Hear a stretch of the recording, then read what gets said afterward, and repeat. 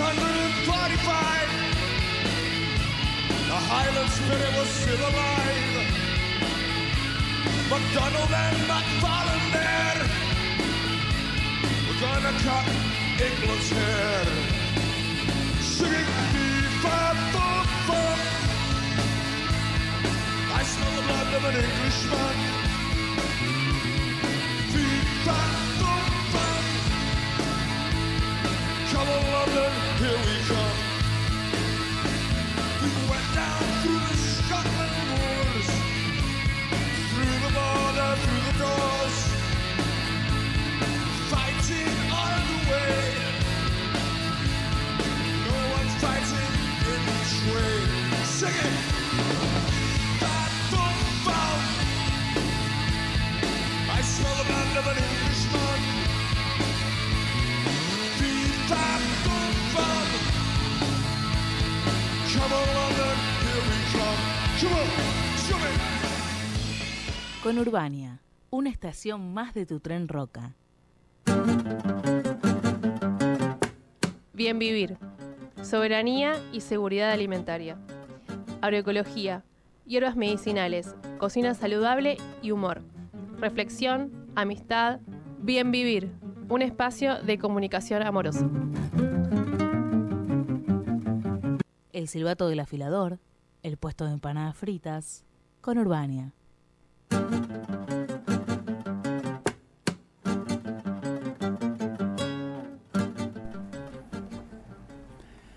Hola, hola, hola, ¿qué tal la oyentada? Hoy miércoles 15 de febrero, el mes del carnaval, Bien Vivir cuenta en el estudio con... María Ángeles, Cristina, Juan José, Roberto. Los tiempos de demora es porque nos vamos desplazando para zambullirnos en el micrófono vecino. Somos muy amigos, compartimos micrófono y estamos así como a unos centímetros de pegarnos unos besos.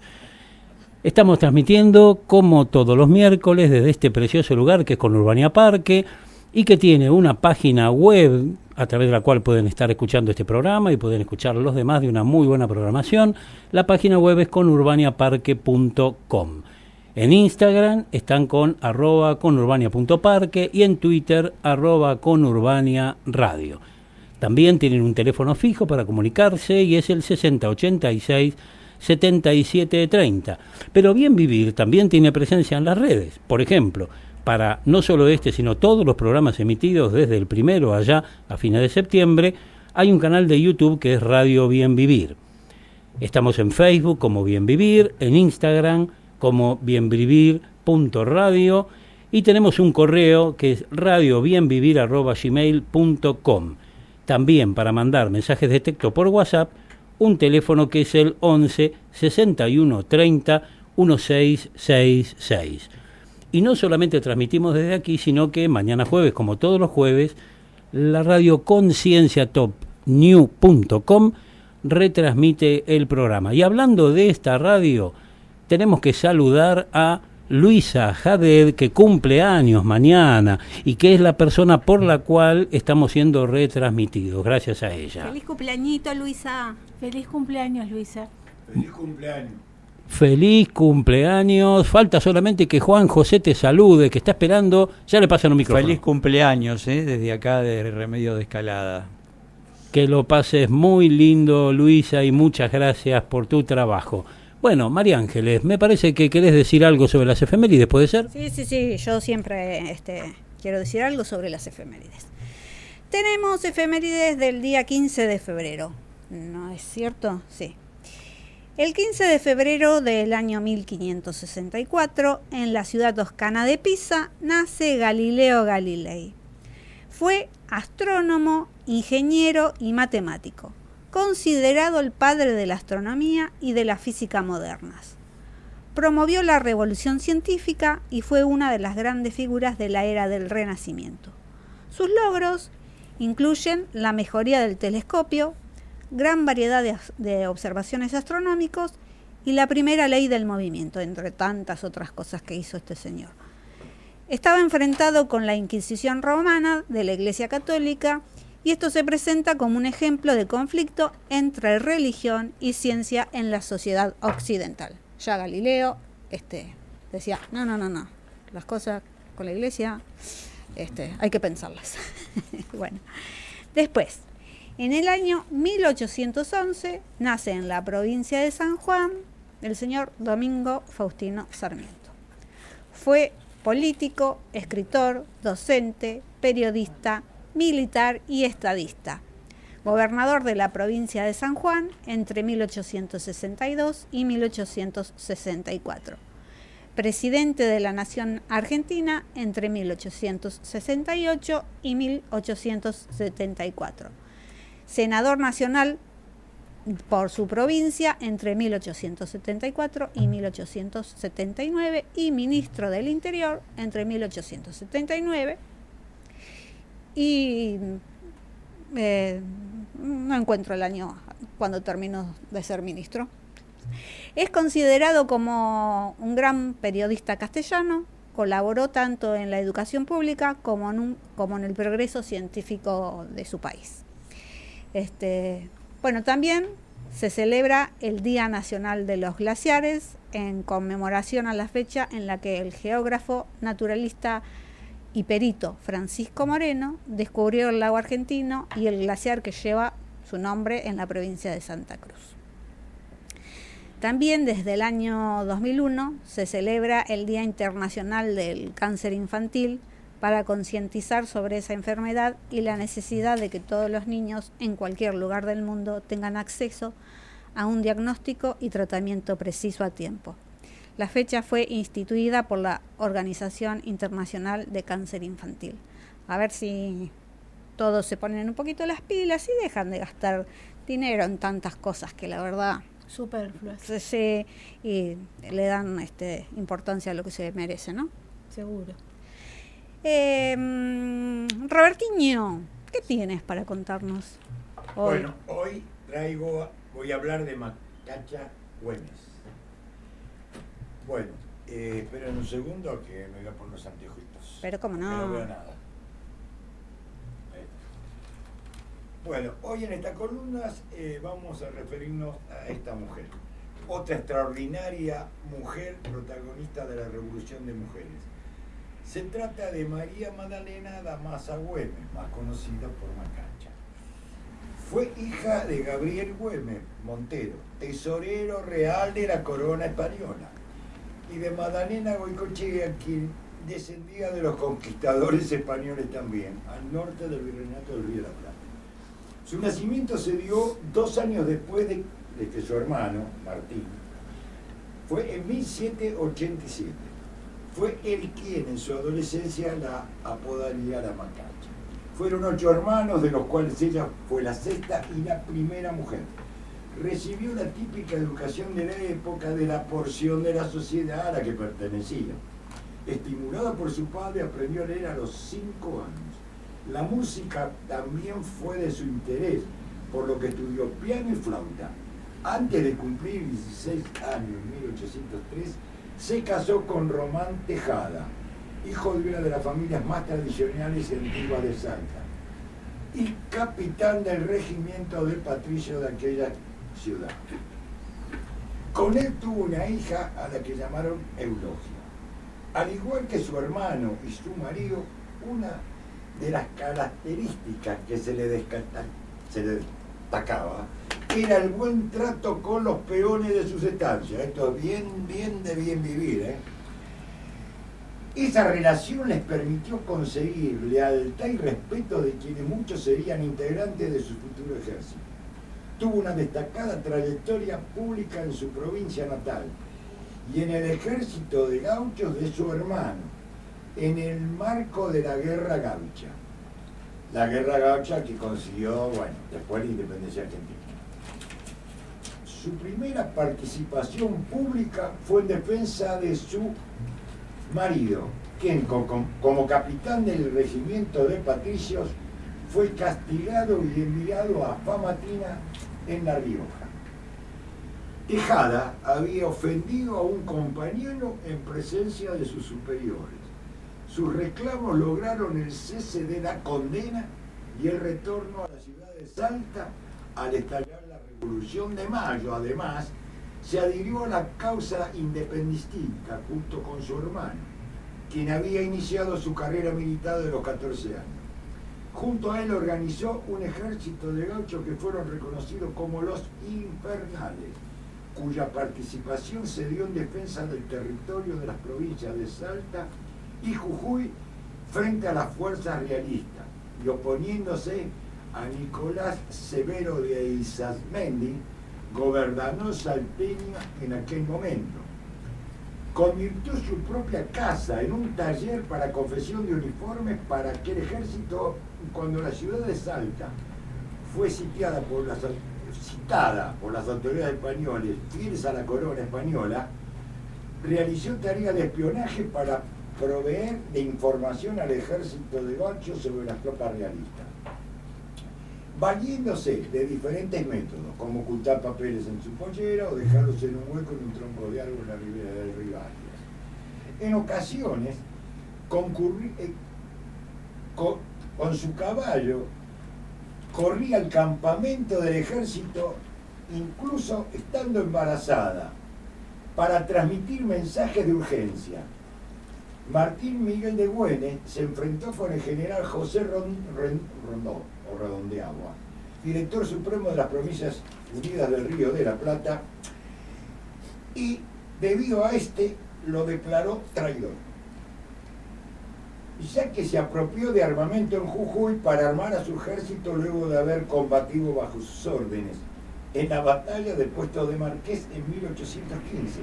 Sin embargo, la popularidad tras la victoria de Güemes en aquella batalla llevó a su elección como gobernador de Salta, y Rondó buscó intervenir para considerar que ello se trataba de una insubordinación. Macachi ofició como mediadora, era especialista en eso. Tras entrevistarse con ambos, logró un pacto de no agresión, conocido como el Pacto de los Cerrillos, que además establecía la continuidad del ejército de gauchos bajo la dirección de Güemes, y el 22 de marzo de 1816 firmaron el convenio. Mientras su hermano combatía en la guerra gaucha, condujo el gobierno provincial encargándose de desarmar operaciones contra su gobierno, que despertaba desconfianza en la élite de la familia, pues no aceptaban un gobierno gaucheco y formaron un partido opositor, algo me hace acordar esto, Patria Nueva le pusieron. En contraposición, ella junto con José Ignacio Gorriti formó el partido Patria Vieja. Sostén del gobierno de Güemes hasta su fallecimiento, fue encarcelada con su madre y otros simpatizantes de su partido por José Fernández Cornejo, opositor a Güemes y sus gauchos. Pero debieron de liberar a las dos por una sublevación del ejército gaucho el 22 de septiembre de 1821 en el episodio conocido como Revolución de las Mujeres, que además desencadenó el derrocamiento de Fernández Cornejo y su reemplazo por Gorriti. Bueno, retirada completamente de la actividad pública, se dedicó al cuidado de su nieto, ya viejita.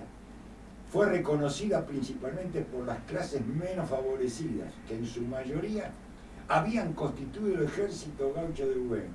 Estos la apodaron Madre del Pobrerío, bien de bien vivir también, por su simpatía hacia ellos.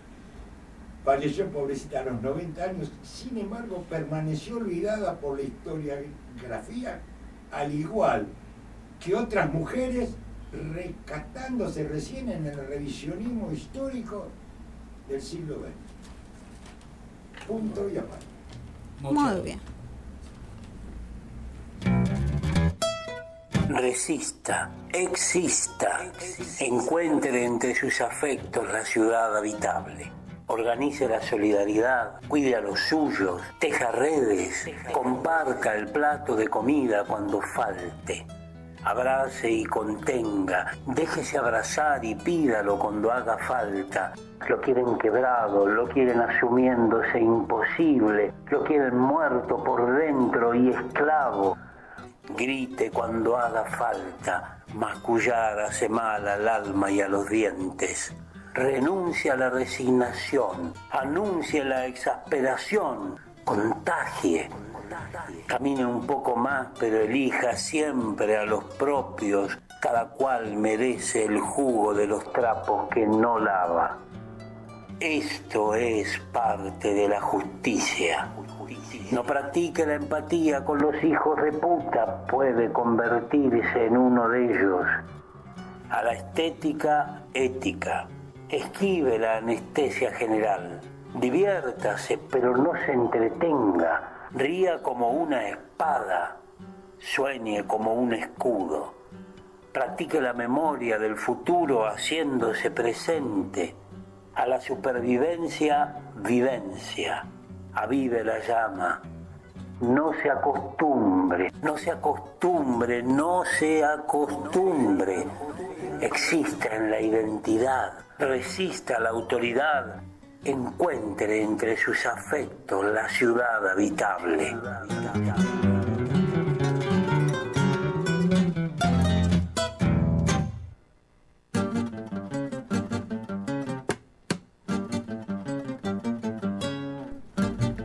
Estamos de regreso y ahora con Cristina. Contanos, Cristina, ¿de qué nos vas a hablar hoy? ¿Qué tal, chicos? Bueno, hoy les traje algo lindo.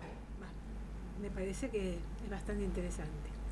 Las medicinas naturales no son enemigas de la alopatía.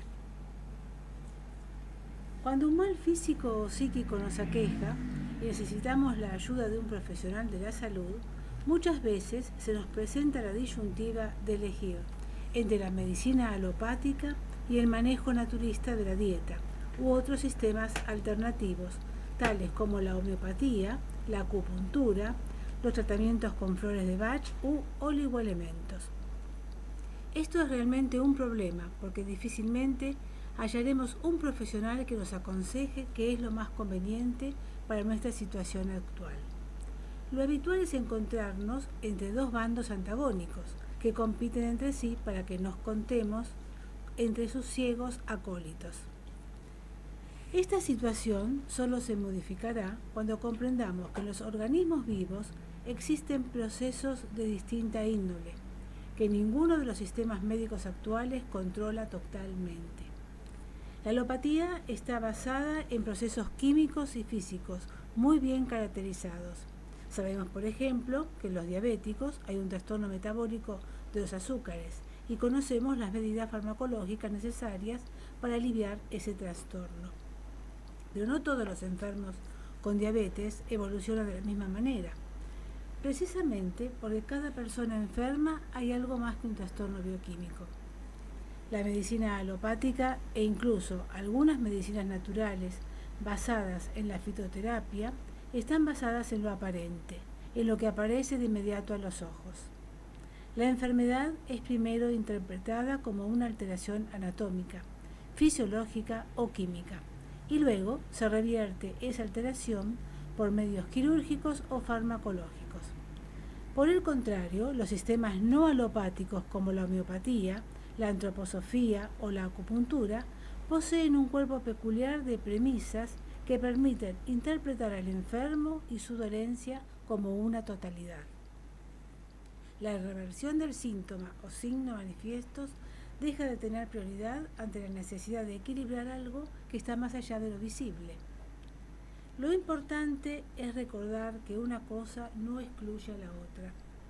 Es igualmente ridículo decir que los sistemas no convencionales no sirven porque carecen de un correlato anatómico y fisiológico conocidos, o que los éxitos resonantes de la alopatía constituyen un fracaso encubierto porque no abarcan la totalidad de la persona. La química del cerebro nos proporciona abundantes ejemplos para comprender las diferencias entre los distintos sistemas de aproximación al hombre y su enfermedad. Hoy podemos medir cómo el miedo, la ansiedad o la alegría modifican ciertas moléculas del cerebro. Sin embargo, aún estamos muy lejos de entender la totalidad de lo físico-químico que ocurren en nosotros cuando, por ejemplo, nos encontramos con una persona amada. Ayer que fue el día de San Valentín, ¿no? Esto viene bien. La medicina alopática entiende que a medida que se acumulen más y más datos sobre las moléculas y sus interacciones, podremos comprenderlo. Por el contrario, los sistemas no alopáticos suponen que existen otros niveles de interacción de la materia capaces de modificar a la persona y a los síntomas que esa persona manifiesta. Para entender esto, pensemos que el psicoanálisis, que es capaz de modificar la conducta de una persona. La pregunta es, ¿cuál es el sustrato anatómico y fisiológico de un tratamiento psicoanalítico? ¿Negaremos sus efectos porque no conocemos su origen? El psicoanálisis y los sistemas médicos no alopáticos comparten un mismo problema. Como ellos parten del estudio de un individuo no es posible, el estudio experimental, que requiere la comparación cuantitativa entre individuos. La alopatía ha solucionado este problema mediante el estudio de poblaciones de individuos precisamente porque se dedica al estudio de las características comunes a esa población. Por eso, la crítica más importante que puede hacerse a los sistemas no alopáticos es su absoluta imposibilidad de predecir, aunque sea en términos estadísticos, el resultado de un tratamiento. Esto es una característica de dichos sistemas y no significa que ellos sean inútiles. Lamentablemente, esta supuesta inutilidad es reforzada por algunos cultores de las medicinas alternativas, que, engolosinados con su ideal de curar a toda la persona, pueden olvidar que sus medios de curación son imperfectos y que a veces es preferible salvar las partes antes de perder el todo. Y por último, les puedo decir que no hay tal antagonismo entre lo alopático y lo no alopático. Son simplemente distintas formas de enfocar a la persona y a su enfermedad. Y solo se requiere un poco de sentido común y mucha información para aplicar en cada caso lo que sea más conveniente. Tal vez, para conciliar sus posturas antagónicas, sea necesario recordar que la pretensión de omnipotencia y el charlatanismo son parte de la condición humana y que no representan a ningún sistema médico en particular. Muy bien. ¿Te gustó? Sí, sí. Muy bien. Muchas gracias, Cristina. Hasta la próxima. ¿Sabés lo que es bien vivir? Para nosotros es una experiencia de aprendizaje, para vivir solidariamente en comunidad, en armonía con la naturaleza y el medio ambiente. Calceta Propiedades, alquiler y venta de casas, terrenos, departamentos, cocheras, depósitos locales, galpones, oficinas, consultorios. Atención personalizada, ética y profesional. Gabriel, Marcos, Diana, Agustina, Sol, Lucas tienen las respuestas a todas sus necesidades. Calceta Propiedades, Avenida 25 de Mayo, 1139, frente a la calle Hermanos Ross, en Lanús Oeste. El teléfono para consultas y solicitar turnos es el 4249-3377. Restaurant La Vigalla. Menú del día, comidas para llevar, entregas a domicilio. Atienden de lunes a sábado de 11 a 16.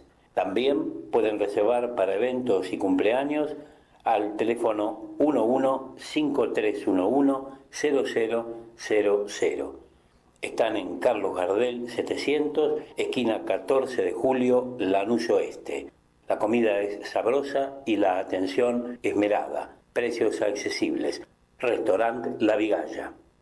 Indumentaria Avanti Morocha. Atención personalizada.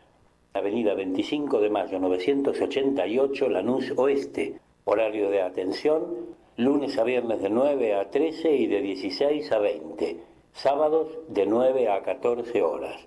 Su teléfono es 11-3602-2213. Avanti Morocha. Librería Giordano. Textos nuevos y usados. Compra y venta de textos escolares. Ensayo, literatura en general. Están en O'Higgins 2016 a metros del 9 de julio, Lanús Este, atendidos por Tomás, Irene, Julie y Noé. Para consultas, enviar WhatsApp al 1144359065. Nuestros ancestros llegaron al Conur para traer cumbias, gualichos, chacinados y a vos, bebé, que nos escuchas siempre. Conurbania. Unamos Latinoamérica. Un programa para unir el continente. Todos los martes, de 5 a 7 de la tarde, por Conurbania Radio. La radio del verbo amar. Creemos fundamental la articulación con espacios de trabajadores de la economía popular en vistas de tener un efecto positivo tanto en la economía local, construyendo canales directos de comercialización, como en el ecosistema, fomentando un consumo responsable en armonía con la naturaleza. Nuestro objetivo es convertir el parque en un punto verde que sirva de encuentro e intercambio de nuevas relaciones económicas, sociales e incluso laborales, tejiendo puentes directos entre productores y consumidores. Por eso el Almacén Soberano forma parte de los nodos que la Unión de Trabajadores de la Tierra tiene en el conurbano, apoyando la soberanía alimentaria y el acceso a la tierra, proponiendo comercio justo, construyendo, luchando firmemente y dignamente por un mundo mejor para todos y todas.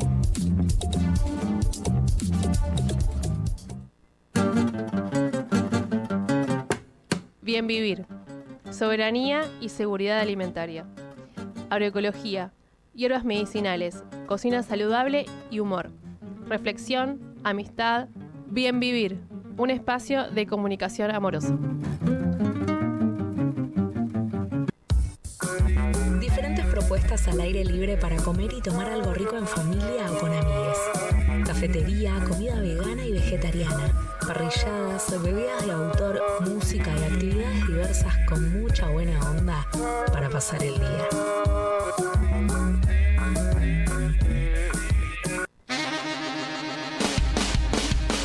Los martes 21 horas fuera de lugar, un programa desopilante con humor, arte, música, astrología y otras cositas. Conducido por Gonza, Vani, Chula, Nao y quien les habla, el señor Lucho el Titán. Los martes 21 horas por Conurbania Radio, la radio del verbo amar. Disruptiva y maravillosa. Conurbania Radio existe por las personas que la conforman. Estudiantes y graduados de las universidades conurbanas. Militantes y compañeros de los barrios. Estos, ellos y nosotros estamos frente al micrófono. Y quienes escuchan son parte de un mismo movimiento. Una misma búsqueda. Una misma identidad. La identidad conurbana. Soñamos con el mismo mundo donde la justicia social sea plena. La culpa es de Otto, un show radial para exonerar las culpas. La culpa es de Otto. Filosofía, historia, humor y los sucesos. Escuchanos todos los viernes de 9 a 10 por Conurbania Radio, la radio del verbo amar.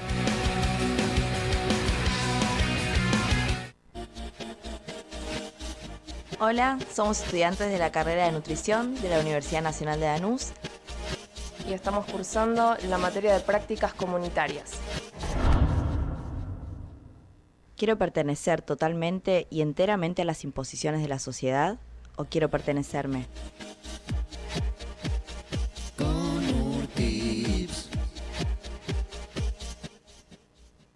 Si estás del mate y chipa a nivel concejal, queremos decirte que te amamos mucho.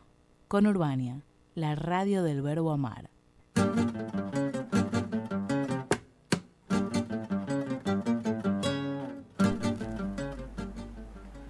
Y estamos de regreso ahora para anunciar la columna de Juan José. Adelante, Juan José. Bueno, buenas tardes a todos. Vamos a leer una parte sobre el tema de la comida. Y esto es así. Es de suma importancia la memoria y la reflexión. Estar atentos en cada instante de nuestras vidas es el imperativo de estos tiempos. Y decidir si dejamos de ser esclavos tecnoeconómico globalizados. Vamos al almacén a comprar con el manual del perfecto comprador, pero escrito por el almacenero, que en estos tiempos son las empresas agrícola-financieras globalizadas. Escuchemos una parte de lo que escribió en su libro Mal Comidos, Soledad Barruti. El movimiento nacional no está siendo capaz de articular una alianza consolidada entre su pueblo trabajador, la organización del capitán, los actores del sistema científico-tecnológico y el sistema político que sea suficientemente poderosa como para desprenderse de las imposiciones del sistema financiero mundial, en colaboración con actores locales que se pliegan y favorecen dichos intereses. No ser capaces de construir ese poder es lo que en definitiva está impidiendo que los argentinos se alimenten de manera sana y suficiente, presupuesto básico y esencial para el despliegue de todo su potencial productivo, cultural y espiritual como pueblo. Nuestra idea de la comida está repleto de lugares comunes y contradicciones. En Argentina tenemos la mejor carne, las mejores tierras, los 4 climas para cultivar prácticamente todo. El mito de abuelas expertas en recetas deliciosas y a la vez un número insólito de locales de McDonald's, un consumo récord de Coca-Cola, un fantástico exacerbado por los yogures Activia, y aunque casi no comemos pescado, centenares de locales de sushi que florecieron de la noche a la mañana. Sucumbimos al imperio de lo light, mientras comemos cada vez más kilos de galletitas y contamos con la mayor cantidad de chicos obesos de toda América Latina. Nos enorgullecemos al hablar del campo, moderno, hipertecnologizado, con producciones de soja nunca vista y en ser líderes en exportación de alimentos, pero a la vez pagamos pequeña fortuna cada vez que vamos al supermercado y desconocemos que a una velocidad despiadada en el campo están dejando de existir paisajes, producciones y vida que nuestros propios hijos todavía dibujarían si tuvieran que dibujar cómo es el campo. En ese punto crítico estamos. La comida se ha vuelto un tema, una industria, un conflicto y un modo de vida. En su cara más cosmopolita, Argentina presenta comensales exigentes que hablan de comida con modales sibaritas, compran libros con recetas exóticas, escriben como críticos sobre sus restaurantes preferidos en foros de internet, que últimamente adoptaron por salida de domingo ir a mercados orgánicos, ferias naturales y eventos multitudinarios donde la comida es el único asunto. Desde los medios de comunicación, la mayoría está acostumbrada a que una élite amable de chefs, nutricionistas y grandes marcas le diga lo que les conviene llevarse a la boca mientras camina apesadumbrada por las góndolas, esperando que los precios otra vez no se hayan ido a las nubes. Una mayoría que come cada vez menos carne y cada vez más pollo, un pollo en lo posible ya trozado y condimentado, porque también es importante ahorrar tiempo, que busca frutas y verduras homogéneas, firmes, atemporales, siempre lo mismo: tomate, lechuga, papas o ensaladas hechas. Que aprendió que la comida tiene que ser hiperpasteurizada para ser segura. Un país repleto de programas de cocina, fascículos coleccionables, libros de cocinero. Un país al que todo el tiempo le dicen cómo es la receta para lo que no tiene los ingredientes. Al mismo tiempo, Argentina esconde, no tanto con vergüenza como con convivencia, las tristes estadísticas del hambre, que en 2012 alcanzaron a 2 millones de personas, según el Observatorio de la Deuda Social de la Universidad Católica Argentina. Y no plantea cifras fehacientes de enfermedad, aunque los médicos señalan que cada vez hay más obesos, diabéticos tipo 2, hipertensos, enfermos cardíacos. personas que padecen una variedad de cánceres insospechados, y todo por el hábito creciente de comer mucho de algunas cosas, no comer nada de otras, seguir dietas arbitrarias, no tener dinero para comer más o mejor, no saber qué se está comiendo o vivir cerca de lugares donde se produce comida. Entonces, ¿cuál de esos países realmente somos? ¿El que creemos ser o el que consumimos? ¿El que sale de los suplementos de economía y campo? ¿El que sale de las guías y revistas gourmet? ¿O el que no sale en ningún lado? La conclusión es tan simple como contundente. Somos todos. Porque sobre todas las cosas vivimos en un país donde la comida ya no es lo que era. Eso que simplemente servía para alimentar. Este libro empezó con 3 preguntas. ¿Qué comemos? ¿Por qué? ¿Y cuál es el efecto que está teniendo eso sobre nosotros? Se trata de dudas tan universales que en Estados Unidos y Europa el intento de responderlos ha creado una industria paralela. Hay periodistas especializados, suplementos enteros en diarios y revistas, libros, documentales como Food Inc., El futuro de la comida, El mundo según Monsanto, que hace al menos 5 años le viene develando al público de dónde sale lo que come. Animales que viven en superficies minúsculas, rodeados por un aire irrespirable, medicados, estresados hasta la locura, mordiéndose o picándose unos a otros, infectados de bacterias, tambaleándose sobre sus huesos frágiles, frutas y verduras llenas de químicos, cereales creados en laboratorio que se ensayan directamente sobre los consumidores, y un medio ambiente que colapsará de un momento a otro. La explicación detrás del fenómeno también es global. Desde que la sociedad moderna, ocupada en otras cosas, sin tiempo para nada, rebalsada y urbanizada hasta lo imposible, delegó en la gran industria alimentaria la producción de lo que se lleva a la boca. Ya nada es lo que era.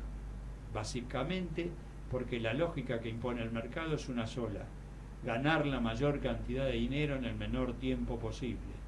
No nutrir, no cuidar, ni siquiera ser saludable, simplemente ganar lo más que se pueda. Ahora bien, ¿somos el vivo reflejo de lo que ocurre en esos países? ¿Cuáles son nuestras particularidades? ¿Cuál es la ruta que recorre el camino a nuestras góndolas? Desde las ciudades nada se ve. Por eso, para conocer lo que comemos, es indispensable recorrer el núcleo productivo, las provincias pampeanas, algunas del norte y las costeras. Es entonces cuando aparecen todos los actores, cada una con su sistema cuesta.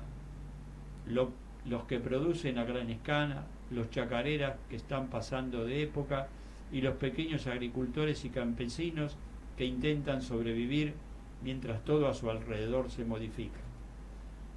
También lo que ya no producen porque no tienen cómo ni dónde. Así es la grieta que se abre entre ellos, entre la inmensa cantidad de excluidos de un mundo que está dejando de existir y los pocos gigantes que están construyendo el nuevo, que salen a la luz los problemas más graves. Eso que servimos todos los días a la mesa, aunque no lo sepamos. Porque la Argentina es sobre todo una apuesta política y empresaria con todas sus complicidades. Sí.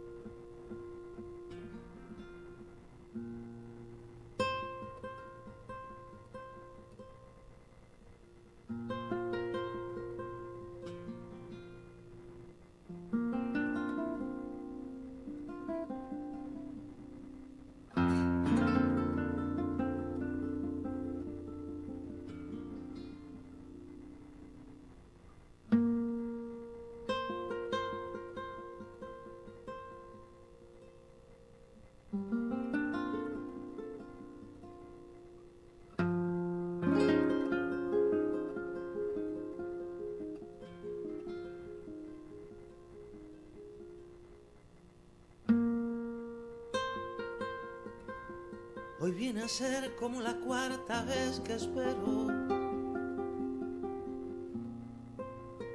Desde que sé que no vendrás más nunca, he vuelto a ser aquel cantar del aguacero que hizo casi legal su abrazo en tu cintura. Y tú apareces en mi ventana, suave y pequeña con alas blancas. Yo ni respiro para que duermas y no te vayas. Qué maneras más curiosas de recordar tiene uno. Qué maneras más curiosas.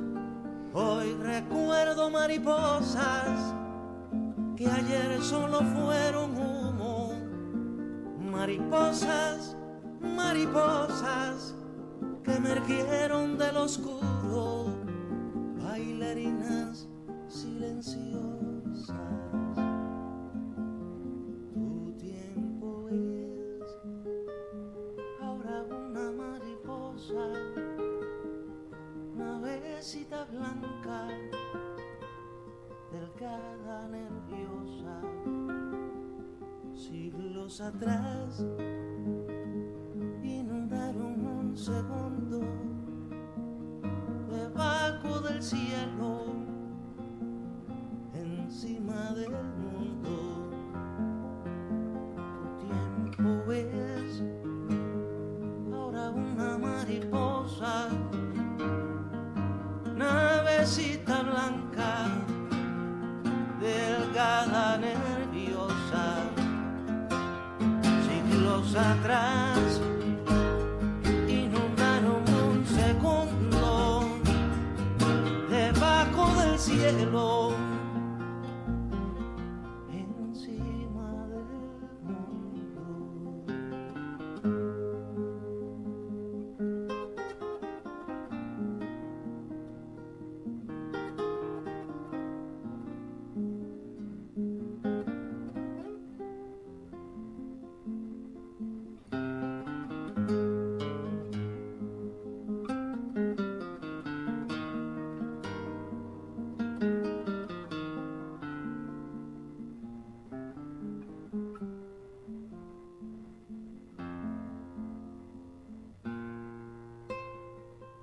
Así eras tú en aquellas tardes divertidas.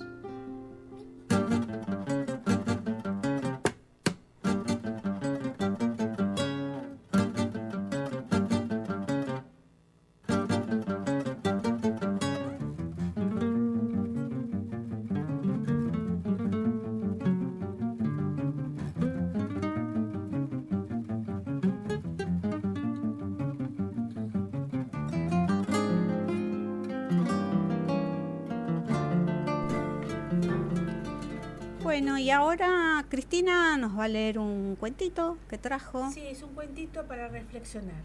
Bueno. Se llama La vida es una elección. Matías era un tipo de persona que te encantaría no olvidar. Siempre de buen humor y siempre tenía algo positivo que decir. Cuando alguien le preguntaba cómo le iba, él respondía: si pudiera estar mejor, tendría un gemelo.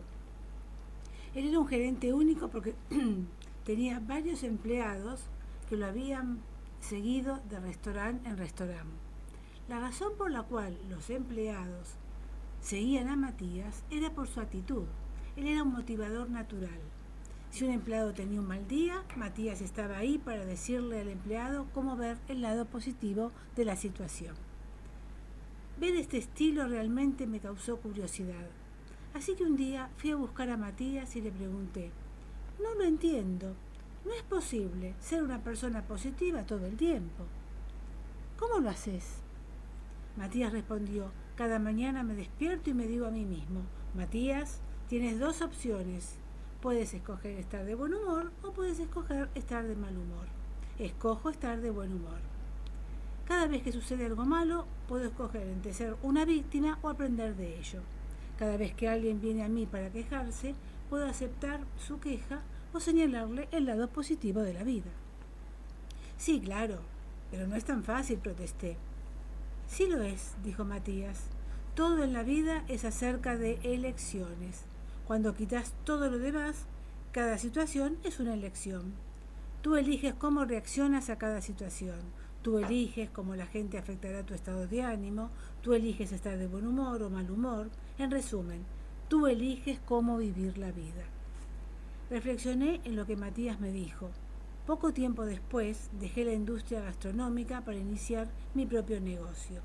Perdimos contacto, pero con frecuencia pensaba en Matías cuando tenía que hacer una elección en la vida en vez de reaccionar a ella. Varios años más tarde me enteré que Matías hizo algo que nunca debe hacerse en un negocio de restaurante. Dejó la puerta de atrás abierta una mañana y fue asaltado por 3 ladrones armados. Mientras trataba de abrir la caja fuerte, su mano temblando por el nerviosismo resbaló de la combinación. Los asaltantes sintieron pánico y dispararon. Con mucha suerte, Matías fue encontrado relativamente pronto y llevado de emergencia a una clínica. Después de 18 horas de cirugía y semanas de terapia intensiva, Matías fue dado de alta, aún con fragmentos de bala en su cuerpo. Me encontré con Matías 6 meses después del accidente y cuando le pregunté cómo estaba, me respondió: si pudiera estar mejor, tendría un gemelo. Le pregunté qué pasó por su mente en el momento del asalto. Contestó: lo primero que vino a mi mente fue que debía haber cerrado con la llave la puerta de atrás. Y cuando estaba tirado en el piso, recordé que tenía 2 opciones. Podía elegir morir o podía elegir vivir. Elegí vivir. ¿No sentiste miedo?, le pregunté. Matías continuó: los médicos fueron geniales. No dejaban de decirme que iba a estar bien. Pero cuando me llevaron al quirófano y vi las expresiones en las caras de los médicos y enfermeras, realmente me asusté. Podía leer en sus ojos: este es hombre muerto. Supe entonces que debía entrar en acción. ¿Qué hiciste, Matías? Bueno, uno de los médicos me preguntó si era alérgico a algo y respirando profundo grité: sí, por favor, a las balas, a las balas. Mientras reía les dije: estoy escogiendo vivir. Opérenme como si estuviera vivo, no muerto. Matías vivió por la maestría de los médicos, pero por sobre todo por su asombrosa actitud. Aprendí de él cada día que tenemos una elección de vivir plenamente. La actitud al final lo es todo. Tenés 2 elecciones ahora: enviar este mensaje, archivarlo o recordar que perdedor no es quien llega último, sino quien no se atreva a competir. Muy bueno, muy bueno, muy bueno. Un mensaje de optimismo. ¿Sabés lo que es bien vivir? Para nosotros es una experiencia de aprendizaje, para vivir solidariamente en comunidad, en armonía con la naturaleza y el medio ambiente. Peluquería unisex Black Scissors. Cortes de cabello, arreglos de barba, alisados, trabajos de decoloración y coloración, tratamiento de nutrición para mejorar la salud del cabello, ceras con aditivos para mejorar la calidad del peinado, recomendación de shampoo, bálsamos para la barba y aftershave. Están en Malavia 493, entre Viamonte y Pueyrredón, Banfield Este. Atienden Gabriel y Norma, de martes a sábado de 11 a 19:30. Solicitar turno al 11-3787-5910. Atención, mencionando este aviso, en la primera visita a la peluquería obtendrán un 15% de descuento. Peluquería unisex Black Scissors. Dietética Los Girasoles. Ofrecen productos sin TAC, veganos, legumbres, frutos secos, congelados, pizzas integrales, muchos productos más. Dietética Los Girasoles. Atienden Vivi, Sofía y Oscar, de lunes a sábado de 9:30 a 13:30 y de 17 a 20 horas. Están en Avenida 25 de Mayo, 1090, Lanús Oeste. Consultas al 11-6430-8882. Artículos de limpieza Amarnos. Productos para el hogar, indumentaria y aseo personal. Mayoristas en bolsas de residuo. Avenida 25 de Mayo, 860, Lanús Oeste.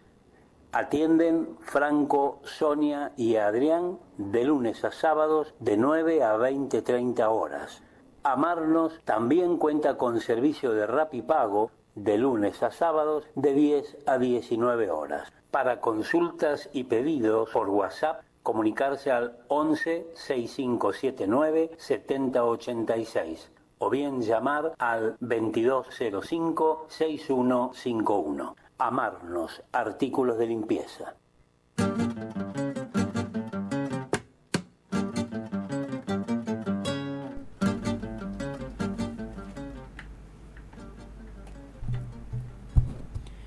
Y regresamos con Bien Vivir.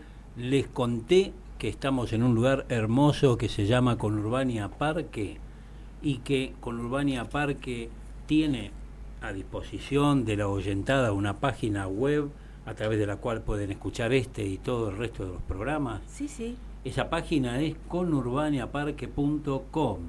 También pueden ubicar a Conurbania en Instagram como @conurbania.parque, en Twitter como @conurbaniaradio. Pueden llamarlos por teléfono al 6086 7730. Y a Bien Vivir también lo pueden ubicar por las redes, en YouTube, Radio Bien Vivir. Ahí van a poder encontrar todos los programas que han sido emitidos desde el primero allá por fines de septiembre. En Facebook como Bien Vivir, en Instagram como bienvivir.radio. Hay un correo que es el radiobienvivir@gmail.com, y también si quieren enviarnos mensajes de texto por WhatsApp pueden hacerlo al 11 61 30 1666. Me faltó decirles que para que conozcan este lugar tan bonito de Conurbania Parque, tienen que dirigirse a Adolfo Alsina 261 Banfield. Si no le damos la dirección, difícil que lleguen. También les conté que todos los jueves retransmiten este programa por la radio concienciatopnew.com. Y dicho todo esto, me parece que Cristina tiene una receta para acercarnos de esas tan ricas. Sí, manzanas nevadas traje hoy. Manzanas nevadas. ¿Qué lleva? Manzanas coloradas 4, sal marina 1 pizca, pasa de uvas sin semilla 3 cucharadas, jugo de una naranja, ricota 200 gramos, esencia de vainilla 1 cucharadita, miel 2 cucharadas. Preparación: pelar y cortar las manzanas en gajos gruesos, colocarlas con un poco de agua y espolvorearlas con sal marina. Hidratar las pasas de uva con el jugo de naranja tibio. Distribuir en copas las manzanas, las pasas de uvas hidratadas y decorar con la chantilly de ricota y espolvorear con canela. Mantener en la heladera hasta el momento de servir. Y ahora les paso chantilly de ricota. Licuar o procesar la ricota hasta formar una crema. Endulzar con la miel y aromatizar con esencia de vainilla. ¿Les gustó? Muy rico y fácil de hacer, ¿eh? Fácil. Bueno. Y quedan riquísimas. Hay que probar. Estoy esperando que lo vayan preparando. Para la próxima, manzanas nevadas, entonces. Creo que Pablo va a preparar. Sí. Resista, exista, encuentre entre sus afectos la ciudad habitable. Organice la solidaridad, cuide a los suyos, teja redes, comparta el plato de comida cuando falte. Abrace y contenga, déjese abrazar y pídalo cuando haga falta. Lo quieren quebrado, lo quieren asumiéndose imposible, lo quieren muerto por dentro y esclavo. Grite cuando haga falta, mascullar hace mal al alma y a los dientes. Renuncie a la resignación, anuncie la exasperación, contagie. Camine un poco más, pero elija siempre a los propios. Cada cual merece el jugo de los trapos que no lava. Esto es parte de la justicia. No practique la empatía con los hijos de puta, puede convertirse en uno de ellos. A la estética, ética. Esquive la anestesia general. Diviértase, pero no se entretenga. Ría como una espada. Sueñe como un escudo. Practique la memoria del futuro haciéndose presente. A la supervivencia, vivencia. Avive la llama. No se acostumbre, no se acostumbre, no se acostumbre. Exista en la identidad, resista a la autoridad, encuentre entre sus afectos la ciudad habitable.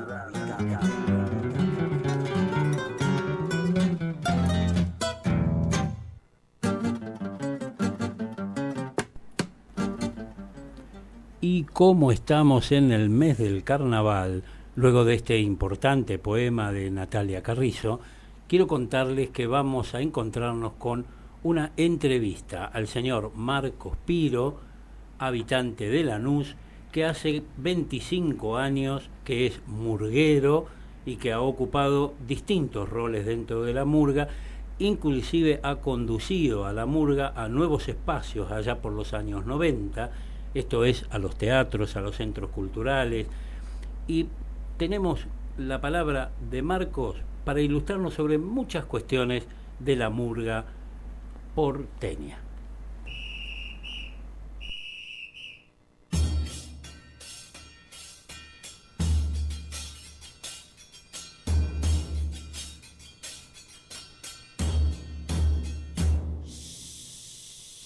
¡Llegaron!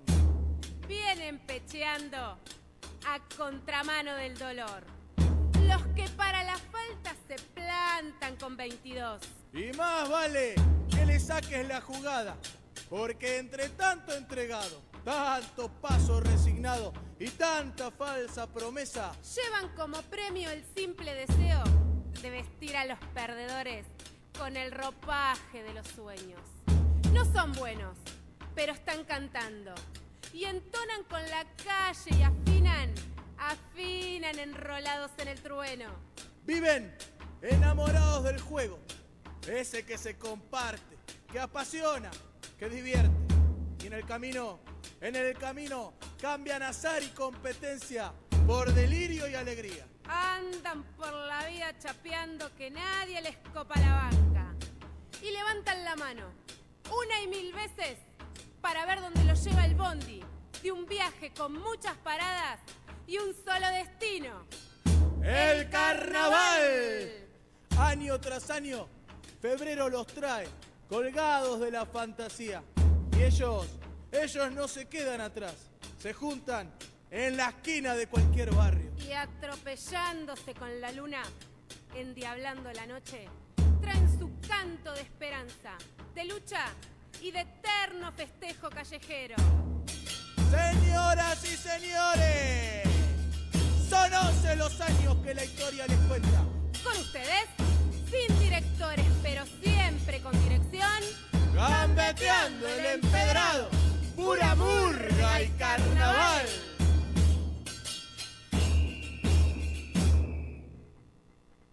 Voy al taller, al Roja, ni bien llegamos al lugar donde era el taller, que yo no conocía a nadie, lo primero que veo es un bombo con platillo y lo primero que me acuerdo yo es un sábado, un domingo a la tarde lloviendo en la cancha vieja de Argentino Junior, un bombo con platillo que no me lo olvido más en mi vida. Las circunstancias que rodean a mi ingreso al taller tienen que ver con un montón de cosas que vienen desde la infancia. Haber participado de esa famosa murguita de los pibes que golpeaban el tacho y se disfrazaban de lo que quería tu mamá con el corcho quemado. Ibas hasta la esquina y golpeabas el tacho. En AM se escuchaba música en castellano. En las AM se escuchaba mucha música en castellano. Y los que se escuchaban tenían alguna cosa que ver con la murga porteña sin poder definirla. Alejandro del Prado y aquella murguita de Villarreal. Y algunas cosas de Rubén Rada, a lo mejor. Los sonidos de la cancha, donde el bombo ocupaba un lugar preponderante. Los cantos de la cancha que eran súper improvisados y que salían sobre la marcha y que eran sobre melodías ya conocidas, igual que lo que hace la murga porteña. Después de un Boca River y dos feriantes hablándose de puesto a puesto y uno le dijo a llorar a la iglesia. Y la calle. Mi viejo me llevaba al mercado de abasto a comprar las cosas y todo el tiempo el grito, frases, gente que gritaba. La voy a ver a Bersuit, yo estaba con una camiseta de Lanús y una persona que es un hermano hoy me dice, ¿cuánto sabe el campeón Lanús? ¿Y vos quién sos? ¿Qué sé yo? Y nos pusimos a hablar y él habló de su pueblo natal, que es Chacabuco, y yo le comenté que tenía un compañero que tenía una banda de rock y me llevó a ver una banda que se llama Correla que va en chancleta. Y él me dice que buen nombre para la murga donde yo estoy. Y tuve la suerte de encontrarme con las personas indicadas en el momento indicado, en el lugar indicado, y me permitió hacer esta construcción. Yo creo que lo que hizo la murga en ese momento fue reencontrarme con todo esto que yo te venía diciendo, que estaba como separada en pequeños cuadritos. Junté todos los cuadritos. El bombo, cancha, protesta y murga. Cuando nosotros hablamos de esto en un momento como el origen, la cancha, la protesta y la murga era el mismo bombo, y era el bombo de la murga. O sea, el bombo que se escuchaba en la cancha no era que una hinchada juntaba plata para comprar un bombo, porque el integrante de la hinchada también eran los integrantes de la murga. Y también es el mismo instrumento que se llevaba a las movilizaciones. Algunos dicen que el primer bombo que llegó el 17 de octubre a la Plaza de Mayo de 1945 fue el bombo de una murga de Palermo que salió de República de la India y Cerviño de la puerta del zoológico en el techo de un tranvía. Otros dicen que hay un bombo que está en algunos lugares exhibiéndose, que fue de una agrupación de carnaval de Ensenada que se llamaba Los Martilleros. Cualquiera de las dos historias que la atraviesa la vida política de un país, el instrumento llega a través de las agrupaciones de carnaval, la murga. El bombo y el pie en tierra. No sé si el instrumento en sí, que es un instrumento asiático, el bombo, dicen que es de Turquía, pero la rítmica, la forma de tocarse, tiene el mismo movimiento de las danzas africanas, que es el pie con la tierra. Cada golpe de bombo vos lo podés marcar con todo el pie. No se puede desfilar en la murga porteña o en la murga en general en puntas de pie. Es con todo el pie, afirmándote en la tierra. Es un movimiento que se construye como se construye en todas las danzas, que tiene que ver con la libertad, y que esa construcción de la danza tiene algunos parámetros que lo da el bombo con platillo, que son las patadas y los saltos. Muchas veces le digo a los chicos que se ingresan a la murga o a los más jóvenes, miren que bailan hasta la punta de los dedos de la mano. Tenés que mover todo el cuerpo.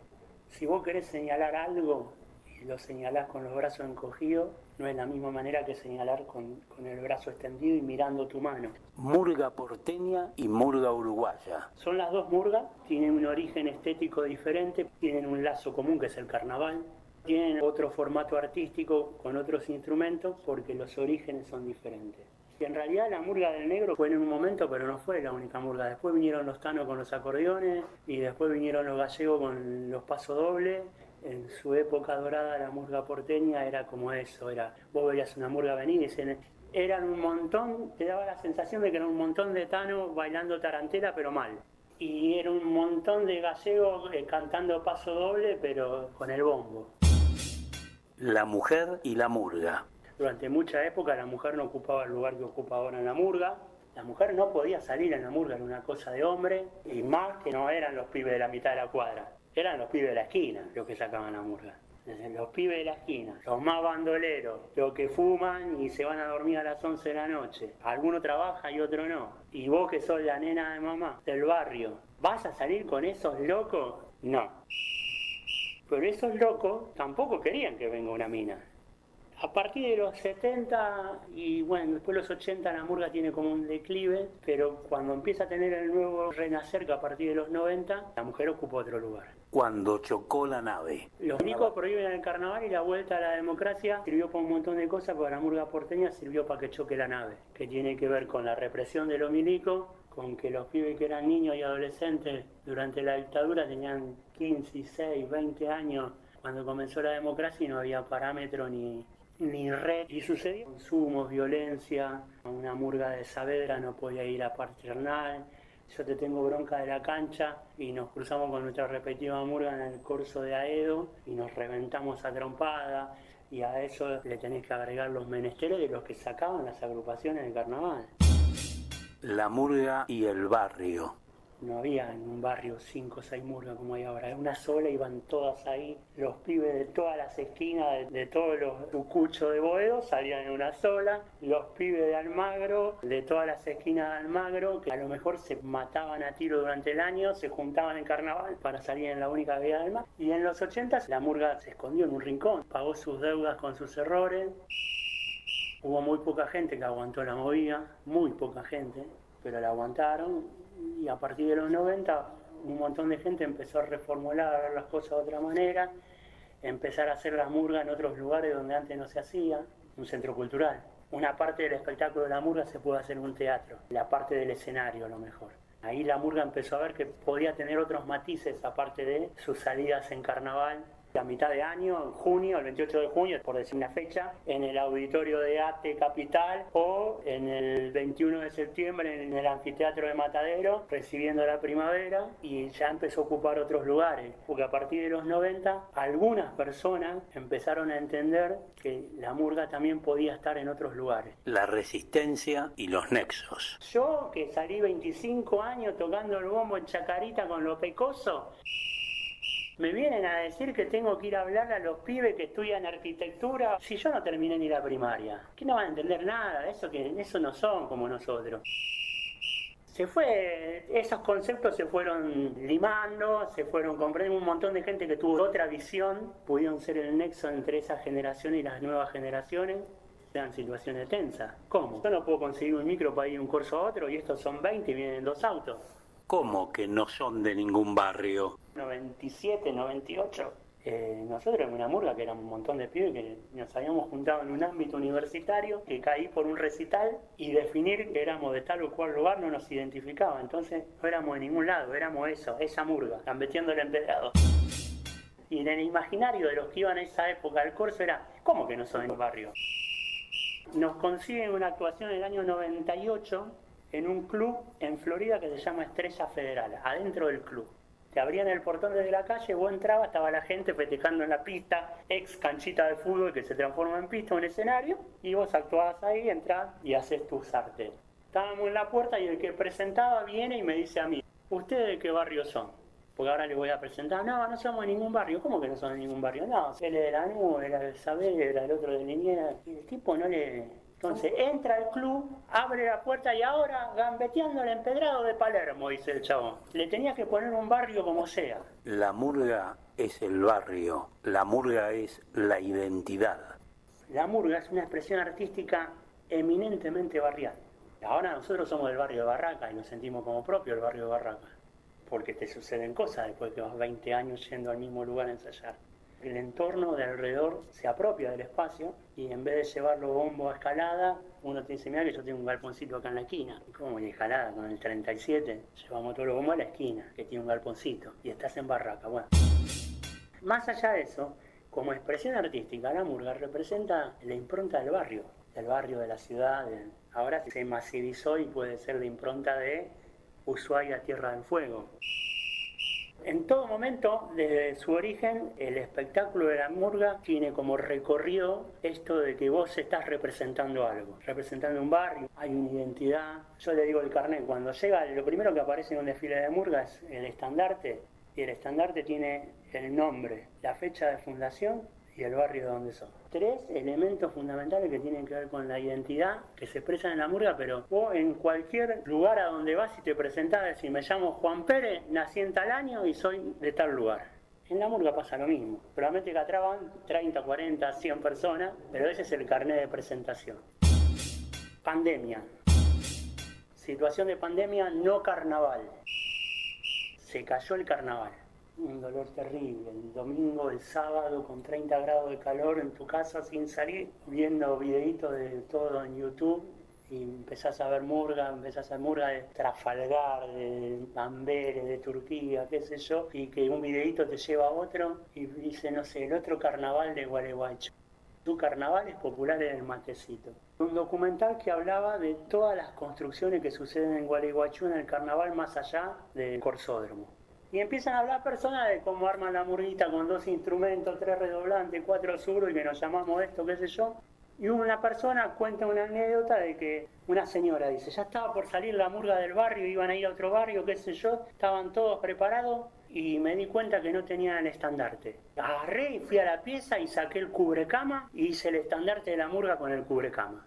Me pareció como una actitud de entrega hacia la identidad que una persona naturalizó de una manera extrema. No sé, digo yo, no abrigarse en invierno por tener la certeza de que los amigos del barrio iban a ir a otro lugar y que podían saber de dónde eran.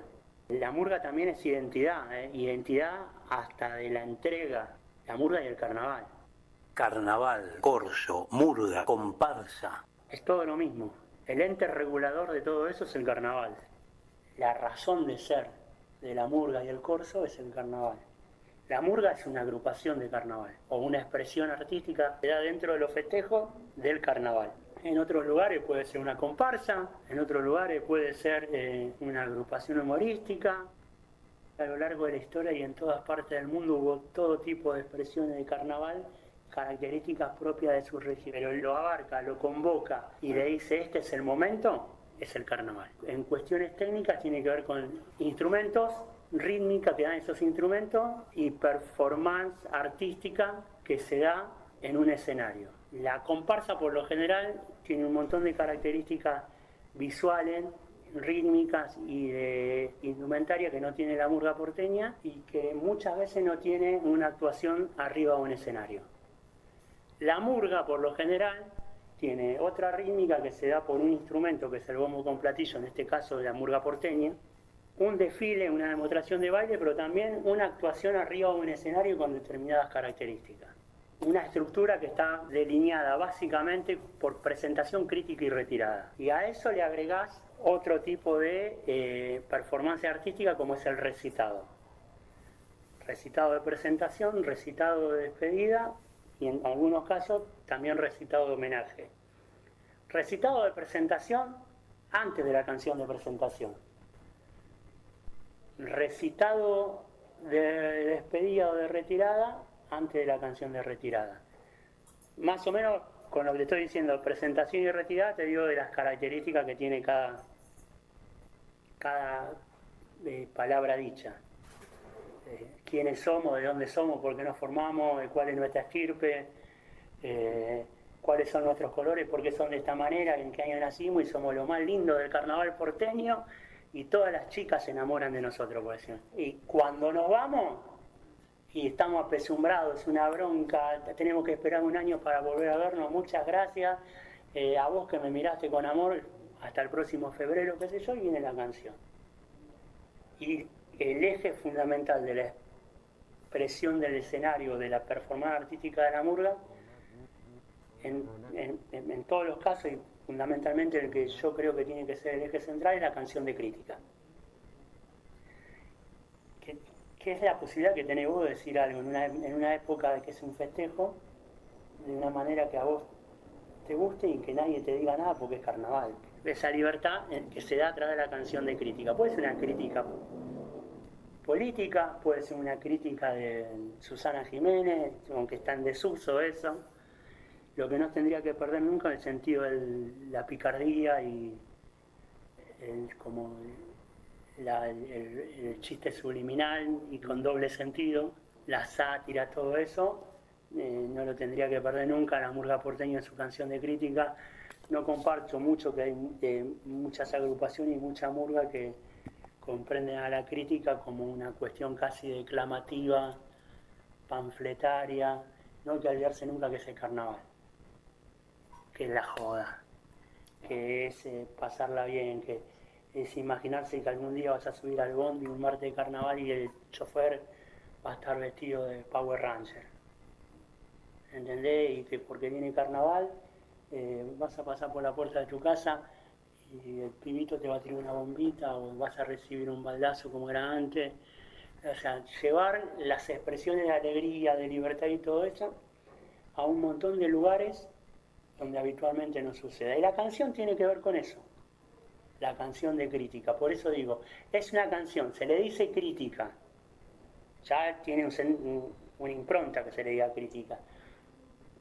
Y si a todo esto vas a decirle a la gente todo lo que ya sabe que le viene pasando, se tomó el sacrificio de salir a la calle, llevarse, no sé, el termo, la reposera, bancarse que a la hija no le digan cosas, ni le tiren agua, ni le toque el culo. Que tu señora rezonga porque están todos gritando, saltando, que hay olor a transpiración, que patean las espumas, que no sabe quién la va a barrer, que hay olor a choripán. Y para colmo, vos que vas a desfilar, que te van a aplaudir, le vas a decir todo es un bajón. Ya es todo un bajón, pero aprovechemos para decir que todo un bajón desde otro parámetro, que es el parámetro de la alegría, de la burla y del baile.